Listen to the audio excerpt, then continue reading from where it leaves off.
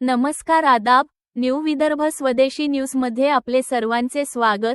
मुख्य संपादक अमीन खान यांची रिपोर्ट। आज दिनांक 31 जुलै 2026 रोजी धक्कादायक घटना। जळगाव जामोद येथे नदीत पाय घसरून 55 वर्षीय इसमाचा दुर्दैवी मृत्यू।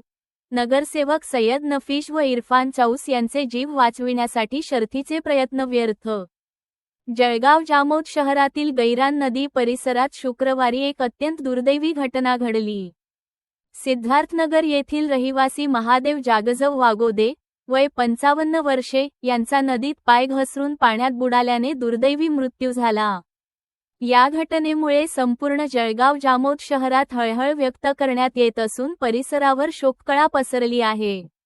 मिळालेल्या माहितीनुसार महादेव वागोदे हे सकाळच्या सुमारास शौचासाठी गैरान नदीकाठी गेले होते। त्यावेळी पावसामुळे नदीकाठ निसरडा झाल्याने त्यांचा अचानक तोल गेला आणि ते नदीच्या पाण्यात पडले। पाण्याचा प्रवाह अधिक असल्याने त्यांना बाहेर येणे शक्य झाले नाही आणि ते बुडू लागले। घटनेची माहिती मिळताच जळगाव जामोदचे नगरसेवक सय्यद नफीश व इरफान चौस यांनी क्षणाचाही विलंब न करता घटनास्थळी धाव घेतली। स्वतःच्या जीवाची पर्वा न करता दोघांनी नदीत उतरून महादेव वागोदे यांना वाचविण्याचे शर्थीचे प्रयत्न केले। स्थानिक नागरिकांच्या मदतीने त्यांना नदीबाहेर काढण्यात यश आले। यानंतर त्यांना तातडीने उपचारासाठी जवळच्या रुग्णालयात दाखल करण्यात आले। मात्र वैद्यकीय अधिकाऱ्यांनी तपासणीनंतर त्यांना मृत घोषित केले।